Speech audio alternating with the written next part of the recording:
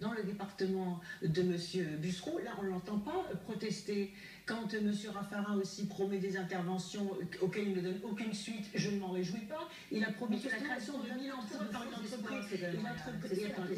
Il a promis, M. Raffarin, la création de 1000 emplois par une entreprise chinoise de communication à Poitiers. Et en fait, c'était du vent. Mais je ne m'en réjouis pas. J'aurais préféré qu'il réussisse à créer 1000 emplois. Donc cette droite sectaire qui souhaite que l'on échoue, au lieu d'être dans... D'ailleurs, deux élus de l'opposition ont voté à la Constitution de la Société d'économie mixte. Pourquoi? Parce qu'ils sont sur le terrain, ils sont sur les territoires. Ils ont compris qu'on se battait, qu'on faisait tout ce qui était en notre possibilité pour ne pas laisser se dégrader cet outil de travail et pour lui redonner une chance. Pour parler clair, sur Oliez, vous mettez 650 000 euros, la région met 650 000 euros dans cette entreprise, dans l'espoir qu'une commande de chez Volkswagen puisse intervenir. Oui, ne citons pas les entreprises, parce qu'il n'y a pas de cité.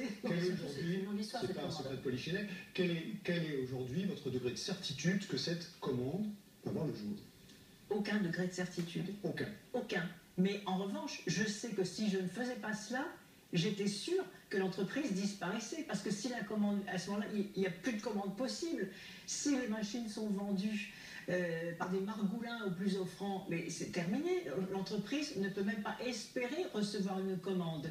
Et comme nous avons un opérateur industriel qui pense que cette commande peut arriver, eh bien, je considère que c'est de mon devoir, de mettre en place tout ce qui est possible pour protéger l'outil de travail. Jusqu'à une reprise éventuelle. Jusqu'à une reprise éventuelle. Et s'il n'y a pas de repreneur, à ce moment-là? Eh bien, s'il n'y a pas de repreneur, on verra comment on utilise le site.